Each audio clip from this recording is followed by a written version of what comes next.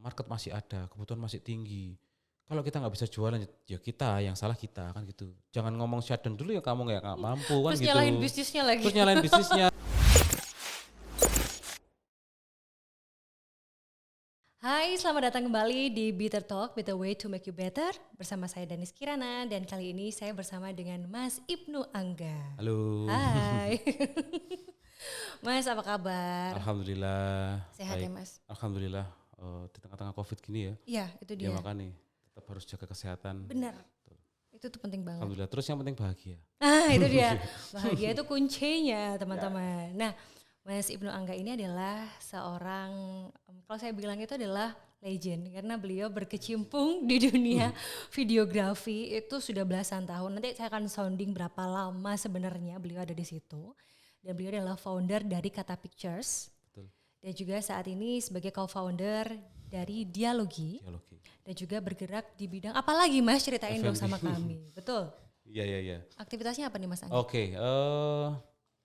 Kalau aktivitas ini kan saya dulu kuliah kreatif ya. Jadi kalau yang hubungannya sama kreatif, pertama pasti ada Kata Picture, itu apa ya? Video spesialis untuk marketing lah istilahnya, gitu, bikin iklan dan sebagainya. Terus kalau yang masih di lingkup marketing, ya saya juga jualan jingle, bikin jingle karena masih berhubungan dengan kuliah saya dulu jurusan musik diisi. Terus yang kreatif, terus lompat sedikit ke bisnis itu ada sosial media manajemen, Digital marketing ya berarti ya Mas digital ya? marketing agensi. Terus yang murni apa ya, berdagang lah itu ya F&B itu. Wow, ini 3 bidang yang sebenarnya yang 2 bidang hampir sama nih ya. Ya. Yang pertama, tapi F&B ini kan sesuatu yang cukup berbeza gitu. Tapi sebelumnya saya mau ngajak Mas Ibnu Angga untuk nge-games dulu. Apa ini? Saya tidak suka kejutan sebenarnya. Saya suka sesuatu yang prepare gitu. Iya kan saya udah kasih Oke. judulnya Lahaci ya, bener gak sih? Oke, Lahacia gitu. Iya, tapi pertanyaannya baru sekarang. Ini Oke. cuman gampang kok Mas, Siap. tinggal jawab cepet aja. Oke. Oke, Siap. siap ya. Pertanyaan pertama, siapa tokoh favorit Mas Ibnu pas kecil? Waktu kecil Pak Habibie mungkin ya. Saya suka orangnya bisa bikin pesawat kayak gitu. Waktu kecil Waktu kecil. Pak Habibie. Iya, Saya juga nonton filmnya juga. Saya suka sekali Pak Habibie. keren ya memang beliau ya. Yes. Salut. Yang kedua, Ya. apa sih hobi Mas Ibnu Angga sekarang? Saya suka main-main aja, naik motor Itu kemana. enak banget tuh main-main gitu. aja tuh enak banget loh serius. Iya itu kalau hobi ya. Iya. Beda kalau namanya profesional beda. Kalau hobi saya suka jalan-jalan. Jalan-jalan naik motor gitu. Kemana yang tidak tahu arahnya kemana saya jalan-jalan. Oh unplanned ya.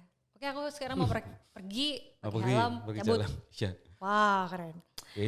Oke, pertanyaan ketiga. Hal paling menyenangkan yang seperti apa sih yang sering banget Mas lakukan? Oke. Agak lucu ya. Saya suka main layang-layang. Jadi main layang-layang. Waktu kecil itu saya waktu kecil tuh nggak punya duit, beli layangan serasa mahal.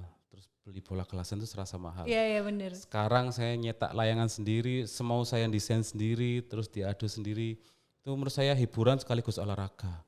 Kalau orang-orang seumuran saya mungkin teman-teman ada yang suka golf, suka macam-macam. Iya. Ini Saya unik suka banget loh. layangan.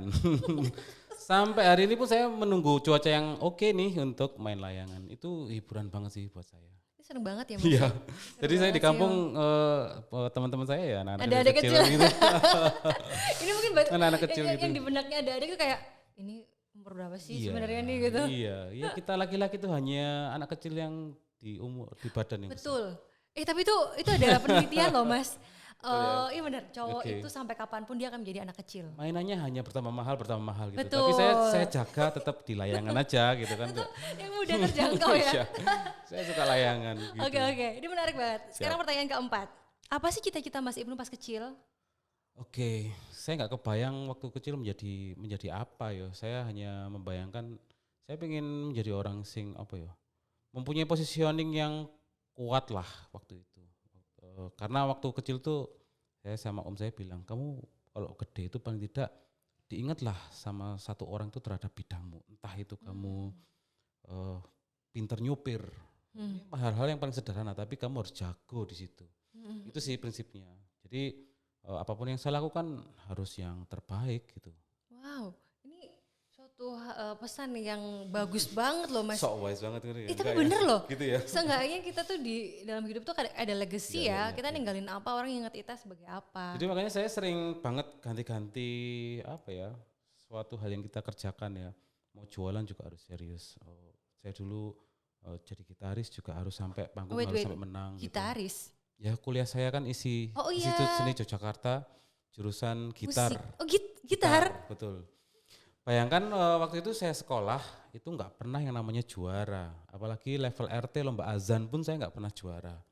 Tapi ketika masuk ke dunia musik, terutama gitar, itu sampai ikut festival, sampai juara gitu. Saya yang bermimpi saya ingin jadi gitaris selesai saat itu. Gitu. Jadi apapun, pokoknya harus unggul lah kamu. Kamu gitar harus menjadi orang gitaris yang unggul. Pintu nyopir harus jadi supir yang enak dan handal. Wow. Kamu suka masak ya jangan setengah-setengah gitu. Mantap. Pertanyaan terakhir. Gitu sih, ya. Pertanyaan terakhir ya. Ini harus milih Mas. Siap. Gak boleh dua-duanya nih. Oke. Pilih dong. Videografi atau F&B? Videografi. Why? Videografi hubungannya ke dunia audiovisual. Kalau lebih luas lagi hubungannya sama film. Film saya suka seni, di mana film itu gabungan dari banyak sekali seni. Mau apapun itu bisa dirangkum di film. Film ngomong tentang, terutama saya lihat film Korea itu ya. Film ngomong tentang pelukis, itu juga pasti di baliknya ada pelukis handal yang nge-brief si talentnya biar gitu. Nah, saya suka sekali dengan hal itu dan dalam sebuah produksi ya seru aja meskipun isinya masalah semua ya produksi itu ya, tapi ya kapok lombok lah istilahnya gitu. Ya. Gitu. Tapi ini ya Mas, nagih ya sebenarnya ya. Nagih banget. Kalau waktu produksinya itu stres gitu kan. Tapi kalau nggak ada produksi juga kangen gitu, repot gitu. Tapi ya kalau itu sudah menjadi dunia kita ya enjoy sih. Iya. Sebenarnya gitu. Semacam kayak a love-hate relationship. Yes. Ya nggak sih kayak gitu. Ini pertanyaannya udah selesai Mas, tapi dari sini saya menyimpulkan memang Mas Ibnu Angga ini adalah seorang pekerja seni ya. Pekerja seni, saya suka disebut itu. Iya kan, manis banget kalau kita nyebutnya pekerja seni. Betul. Oke Mas, ini sekarang kita masuk ke bidang yang Mas geluti selama ini lumayan panjang ya. Betul. Belasan tahun. Kemarin saya nyatatnya 10 tahun ini sok-sok aja ngarang, ternyata udah diperbaharui. Belasan tahunnya sampai berapa tahun Mas? Kalau hubungannya sama seni itu ya 19 tahun ya saya di seni ya, kumpul sama teman-teman seni di mana orang lain melihat kita itu orang gila kayak gitu. Iya, jadi orang-orang biasa. Misalnya dulu kan saya di Jogja ya, di Jogja. Di Jogja kalau kita melihat teman-teman di kampus Jogja itu bajunya rapi gitu, bawa mobil, semua serba rapi. Sedangkan kita diisi itu saya kayak orang Bambong lah istilahnya gitu ya. Teman-teman seni rupa rambutnya gondrong, bahkan kuliah sarungan gitu. Saya waktu kuliah sarungan, pakai sandal jepit, karena dia seni rupa ya, seni rupa kan selalu feel free ya. Bukan feel free, tapi nggak tahu ya. Iya feel free ya, yang pertama. Yang kedua memang mengekspresikan diri kan Mas? Ekspresi, betul. Iya ekspresi. Tapi kan saya melihat, saya main ke kontraknya teman-teman gitu ya. Itu ruangannya nggak ada yang bersih karena ya banyak cat, banyak ya kayak gitulah. Jadi memang secara rutinitas hidupnya juga akan jauh dari bersih karena akan banyak barang di mana-mana. Saya merasakan sih itu. Orang seni itu yang dipikirannya itu terus gitu. Gimana caranya membuat karya yang lebih baik selalu itu.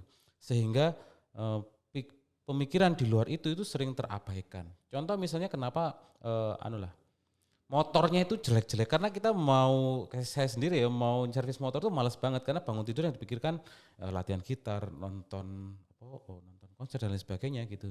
Hal-hal yang di luar itu kayak ya besok aja sampai besok gitu sih. Ya 19 tahun, separuhnya saya berkumpul dengan orang seni, separuhnya saya sebagai istilahnya profesional lah ya. Profesional itu kan dapat duit dari mana kan gitu. Kalau atlet profesional berarti dia dapat duit dari kegiatan olahraga kayak gitu. Kalau saya dari kegiatan berkesenian gitu. Itu sebenarnya dua hal yang sangat berbeda, tapi ya garis merahnya tetap seni. Berarti dari awal selepas lulus dari ISI, Betul. itu Mas Ibnu Angga itu berarti lanjut ke apa Mas bidangmu Mas? Waktu itu sempat Lanjut langsung kerja gitu atau gimana?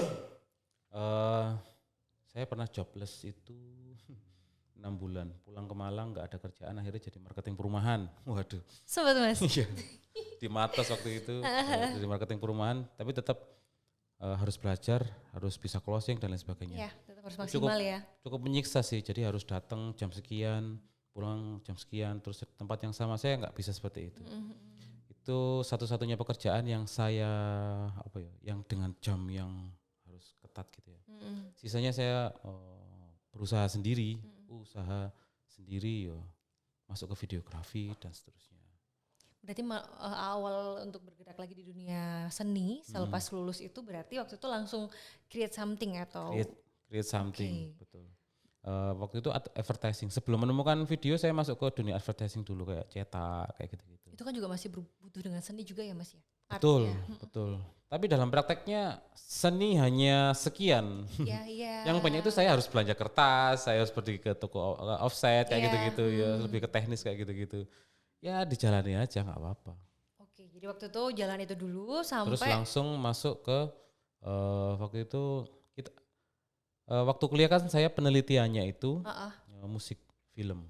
Jadi bagaimana proses pembuatan musik dalam sebuah film.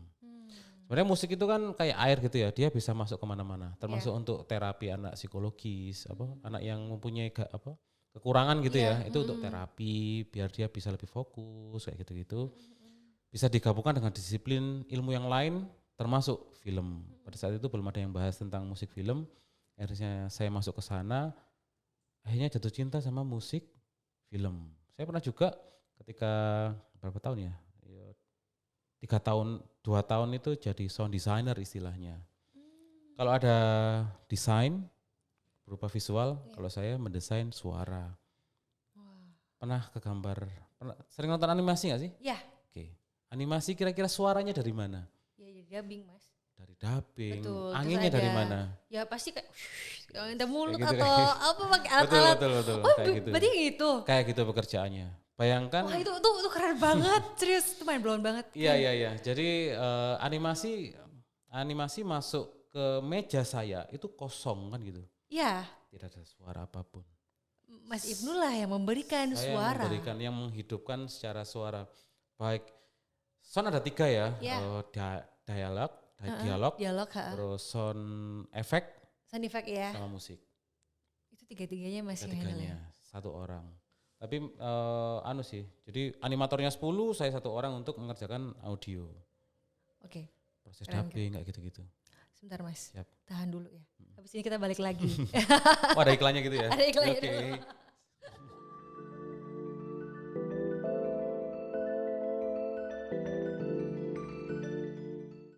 Kita balik lagi. Saya sendiri udah gak sabar dengerin cerita selanjutnya dari Mas Ibnu. Mas lanjut Mas, tadi kan bahas tentang musik film nih. Yes. Gak semua orang paham, gak semua orang mungkin familiar dengan itu. Bahkan kita yang penting nonton, bagus, selesai.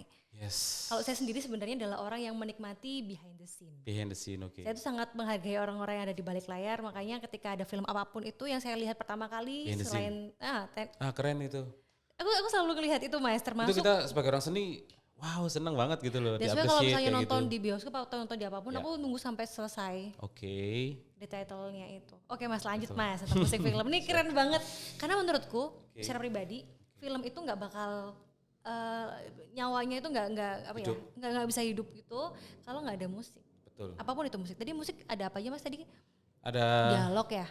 Gini, elemen dalam sound di elemen film dalam sound. itu apa aja kan gitu ya. Yang pertama itu ada dialog gitu ya. Dialog, terus yang kedua ada sound effect. Terus yang ketiga ada scoring. Ini kalau dipecah-pecah ada lagi tapi nggak usah lah ya.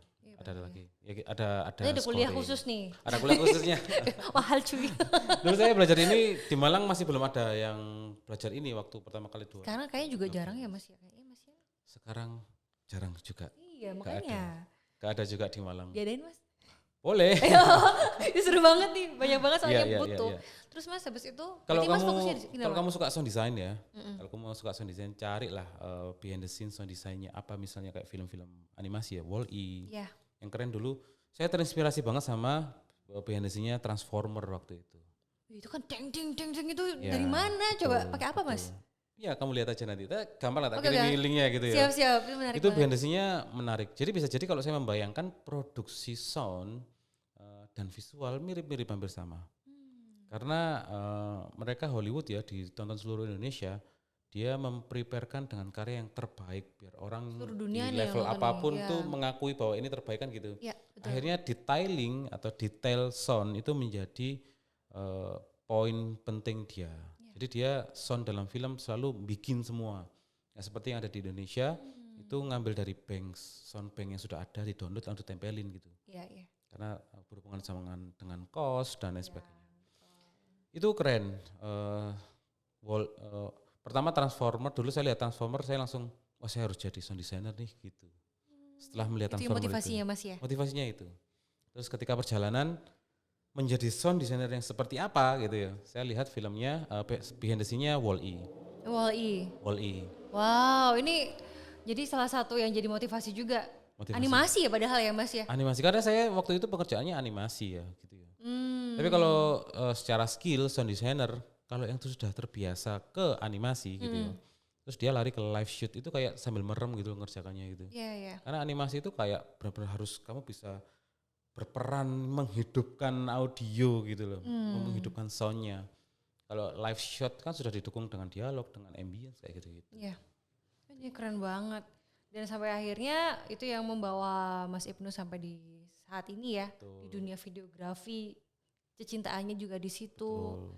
Ini keren banget. Berarti kalau misalnya boleh agak sedikit flashback lagi nih, kalau boleh sedikit flashback lagi pada saat mulai usaha sendiri, kan dari advertising tuh. Yes. Habis itu masuk ke dunia videografi tuh nggak jauh dari situ atau masih butuh waktu lagi gitu Mas?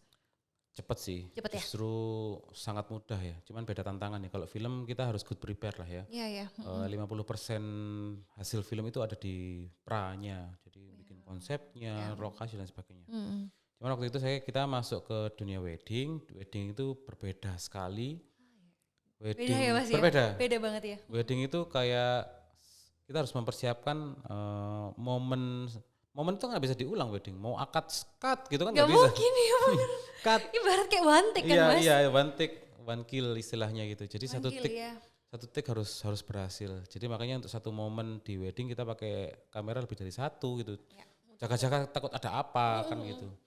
Makanya tantangannya berbeda. Kalau film tantangannya di pra, kalau wedding tantangannya di post. Jadi kita rekam semua, diolah di post. Gitu.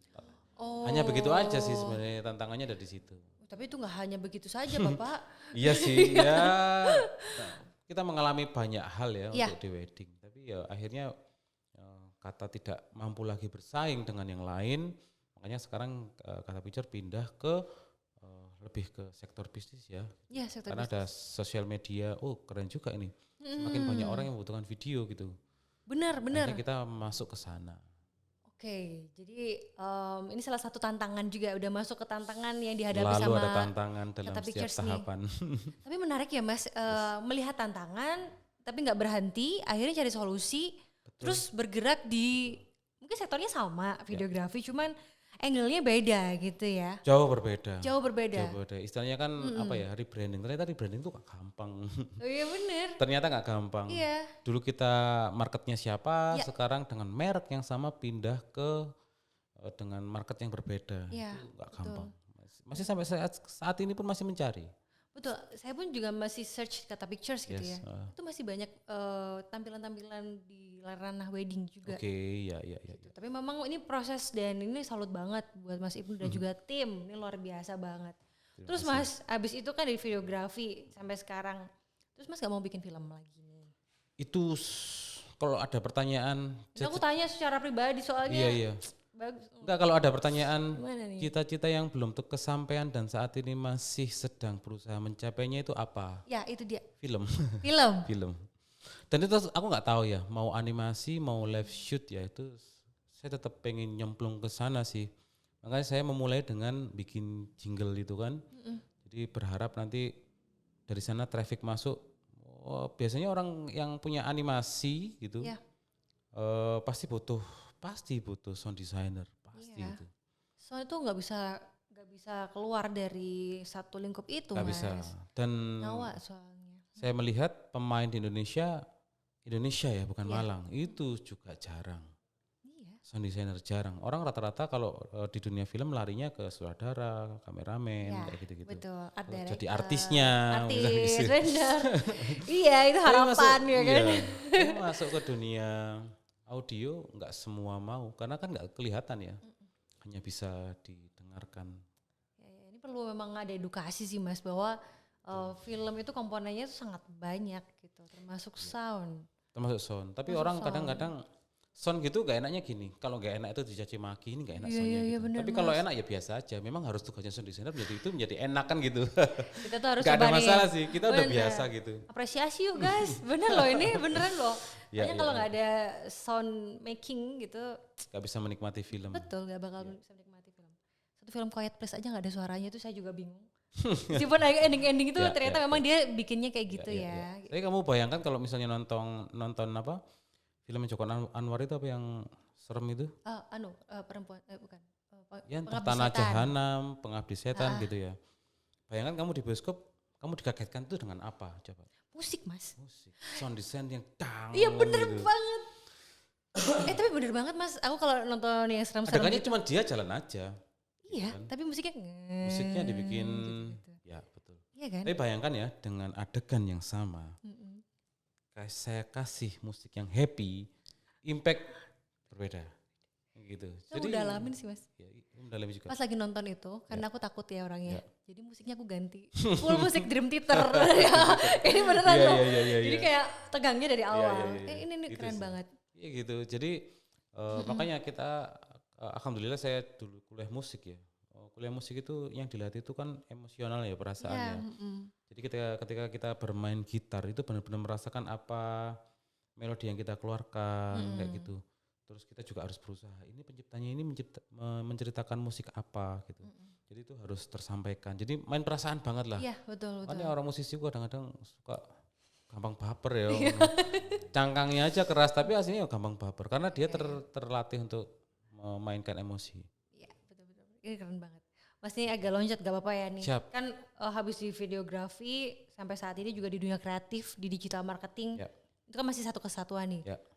Ya satu bidangnya satunya ya yang F&B. Agak lompat. Agak gitu. lompat. Iya. Ini Mas Ibnu sebagai co-founder, berarti kan sebagai rekan tapi juga banyak banget berkecimpung di dunia itu juga Ya, gitu kan. betul. Itu gimana Mas? Kan beda tuh. Awal mula sih apa ya, saya nggak tertarik sama sekali ya masuk ke F&B ya. Tapi menikmati kuliner kan? yes pasti. Saya nggak mau ribetnya gitu lah. Iya, Kita tinggal makan. aja. Cuman dalam perjalanan saya dengan Kata Picture itu, Kata Picture membawa saya itu kemana-mana. Saya ditempa banyak hal. Harus belajar ini, harus belajar itu. Salah satunya adalah belajar bisnis gitu loh. Ketika saya masuk ke dunia periklanan gitu, kita harus tahu nih apa bahasa yang dikomunikasikan apa. Kita harus tahu dengan clear membedakan apa itu yang branding, apa itu marketing, apa itu selling. Kalau dilarikan ke konten, ini konten yang seperti apa, konten yang branding, konten marketing seperti apa, selling seperti apa. Terus belum lagi kita harus tahu dia marketnya siapa. Kita harus ngomong klien customernya dia itu menyebutnya siapa, kamu, engkau, kowe, anda dan sebagainya kan beda market, jenengan kan beda market. Bener. Harus belajar banyak hal. Saya juga merasa bisnis saya juga nggak lancar-lancar banget gitu. Akhirnya saya belajar bisnis. Apa sih ini bisnis itu saya harus ngapain kayak gitu. Akhirnya saya menemukan guru lah ya gitu. Akhirnya saya diajarin. Oh seperti ini berbisnis. Akhirnya banyak prinsip-prinsip bisnis yang saya kuasai gitu. Tinggal prakteknya. Kan gitu. Bisnis nggak bisa lepas dari praktek gitu. Betul. Teori hanya menjadi teori kan gitu. Akhirnya ada temen yang mengajak, ayo bikin kafe. Oke, dengan prinsip bisnis yang saya punya saya coba terapkan. Alhamdulillah kami berhasil gitu menjalankan bisnis ini gitu. teman saya yang sudah lama, yang lama di F&B, saya curhat, saya gini aja, ternyata begini ya bisnis F&B ya gitu. Dia hanya bilang selamat datang gitu. Oke gitu ya. Ini kan berarti kan hal baru kan buat Mas Ibnu kan. Benar-benar hal baru buat Iya, saya. Dimana saya harus bisnis nggak lepas dari keuangan. Dimana dulu saya namanya akuntansi itu antipati kan gitu. Sekarang berakrab-akraban dengan itu dan harus melihat sayang itu gitu setiap hari kan gitu. Apalagi jualan itu juga sesuatu yang kita itu anti. Kita berkarya aja lah, nggak usah jualan, ngapain sih kayak gitu kan dulu. Tapi sekarang nggak bisa. Semua harus kepegang lah. Kalau ngomong-ngomong bisnis harus belajar ini. Hal yang kamu benci menjadi hal yang kamu sukai. Sekarang harus seperti itu. Betul. Ya, akhirnya dijalanin. Ya sudah. Ini menyenangkan juga sih gitu. Iya, menyenangkan juga. Ini Mas, kita bisa balik lagi ya. Siap. Setelah yang satu ini ya. Oke, iklan lagi.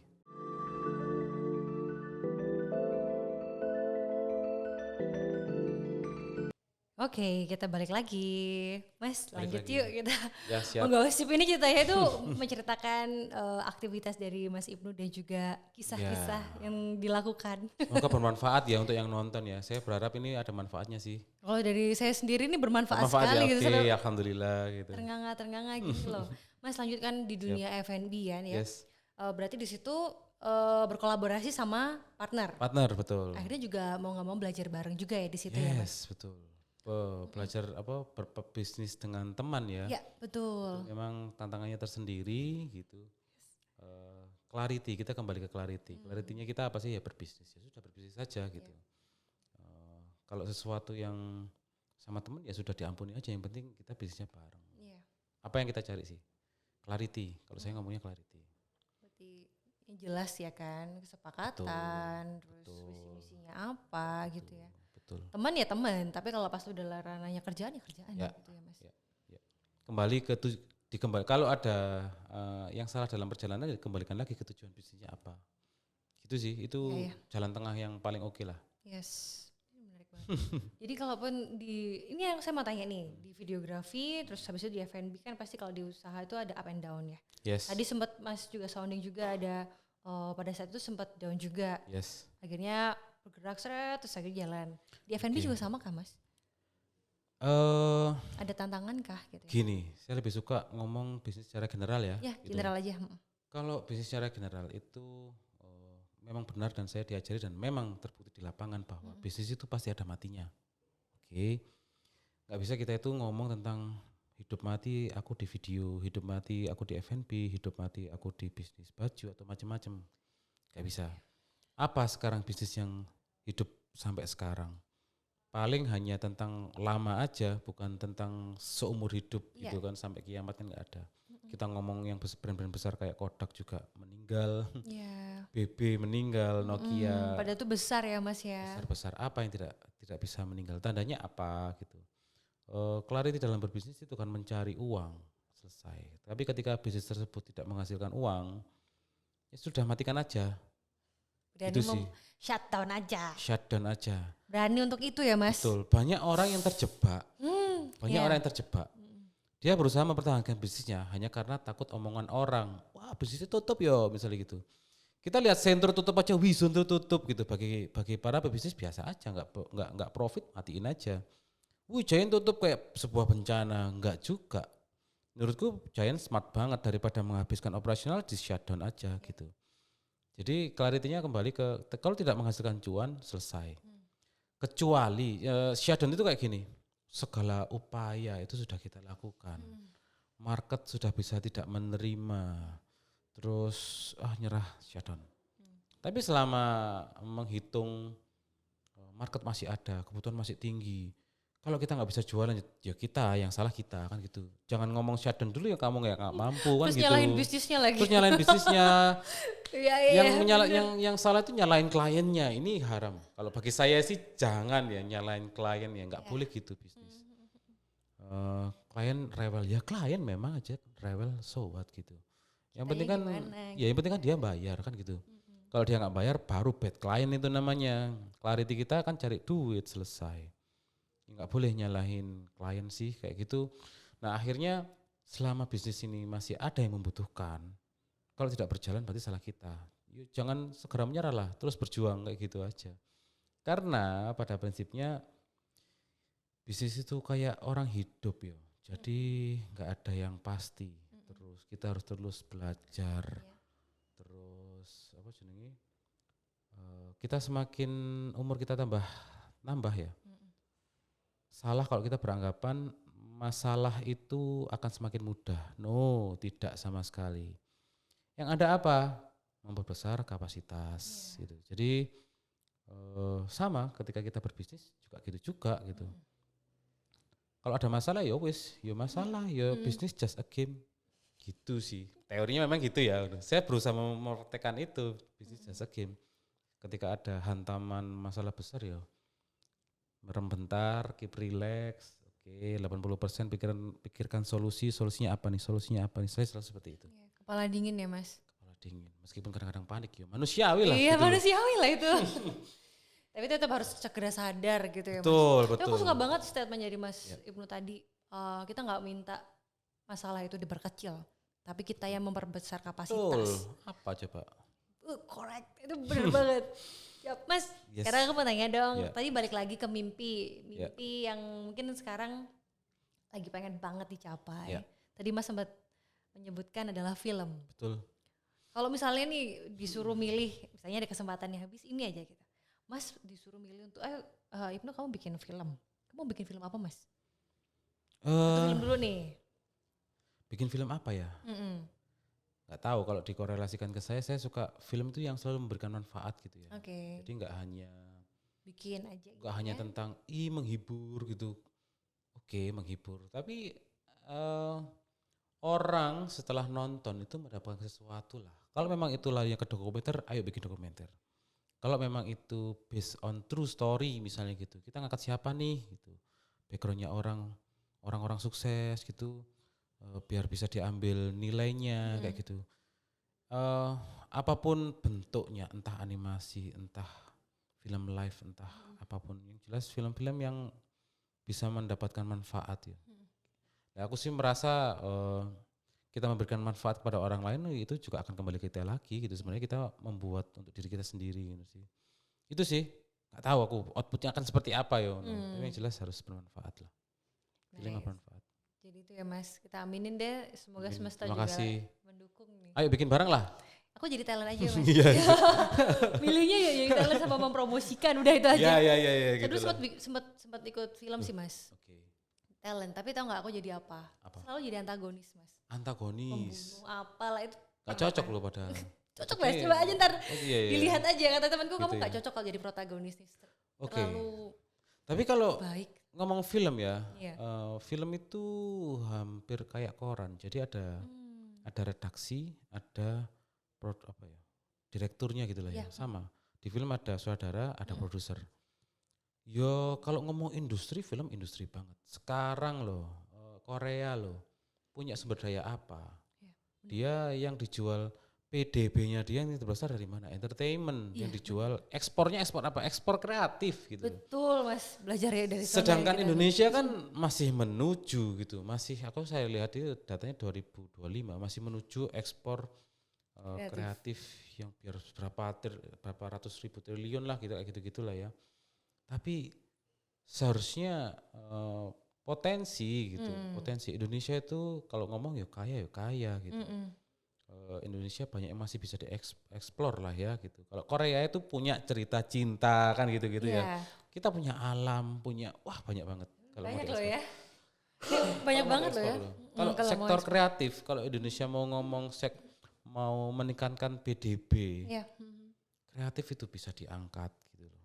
Cuman kan orang kan minimal kenyang dulu lah ya sebelum ngomong kreatif, kan mungkin seperti itu ya, jadinya kenyang dulu. Ngomongnya masih di luar kreatif dulu, padahal kreatif itu kalau digarap secara industri juga, bayangkan Korea, bayangkan Jepang, dia animasi. Iya, animenya oke banget. Tandanya menyumbang PDB itu bisa lah sektor kreatif. Makanya masuk ke sana bukan hal yang bukan hanya impian gitu enggak, tapi ya kalau dihubungkan antara seni, industri dan dapat cuan itu juga masuk juga gitu. Sebenarnya gitu. Ini kalau ngobrol ini pasti panjang Mas, kita Panjang sih, perlu sorry loh, untuk sampai kemana-mana ini ya. malam-malam itu astaga ini seseru itu. Iya. Tapi Mas karena memang durasi nih. Siap. Terakhir nih dari Mas Ibnu, boleh dong kasih pesan-pesan nih buat teman-teman muda ataupun teman-teman di luar sana yang juga lagi bangun usahanya. Oke, siap. Entah itu dia lagi bangun usaha sesuai dengan apa yang harus dikerjakan sama apa yang disuka. Bebas, silakan Mas Ibnu. Ini ngomong usaha ya, usaha bisnis. Bisnis. Lebih ke bisnis. Bisnis itu bukan popularity contest. Bisnis itu intellectual sport ya. Jadi jangan putuskan dengan emosional, tapi pakai logika kayak gitu. Jangan hanya karena membuat bisnis karena melihat teman atau bikin banyak kafe, lalu punya duit sedikit bikin kafe gitu. Jadi memang wawasan berbisnis memang harus diperluas. Kalau saya memutuskan untuk mencari seorang guru gitu, saya ada guru, terus guru saya juga punya guru, terus gurunya saya juga mungkin punya guru juga. Lagi. Terus seperti itu, nggak bisa. Kalau belajar sendiri itu membutuhkan waktu yang sangat lama, harus di tempat ini itu baru bisa belajar. Tapi kalau ada guru kan shortcut itu semua. Carilah seorang guru bisnis atau pebisnis yang sudah sukses yang mau membagikan ilmunya kayak gitu. Terus belajar ini bisnis itu harus gimana, karena ini bukan benar atau salah, ketika kita sudah memilih menjadi pebisnis, kita bukan sebagai profesional yang digaji, jadi kita mendapat uang ya dari usaha kita sendiri gitu. Tandanya kalau sudah memilih ya fokus aja ke situ, belajar sebanyak-banyaknya, perbanyak teman, relasi kayak gitu-gitu. Jangan ngomong gengsi deh tentang bisnis itu, cari cuan, bukan tentang gengsi. Aku lagi punya bisnis ini. Kalau gengsi, menutup bisnis jadi malu. Ya bisnisnya tutup, kasihan kayak gitu jadinya. Tapi nggak realistis sama kondisi nih. Nggak realistis. Kita butuh cuan, bukan butuh terkenal sih. Kalau saya sih seperti itu ya. Kalau bisa dua-duanya kenapa juga ya Mas? Oke. saya bukan tipikal yang suka gitu kayak saya sih. Gitu. Suka privasi diganggu. Suka terkenal. Siap. Mas, aku terima kasih banyak buat sama-sama. Semoga bermanfaat ya untuk semuanya yang ada di sini, penonton-penonton yang ada di sini semua. Oke, banyak. Sangat bermanfaat banget, Mas. Sehat selalu, salam buat teman-teman ya. Buat semuanya yang ada di sini. Siap. Terima kasih banyak Mas Ibnu. Sama-sama. Sekarang pamit ya. Bye bye.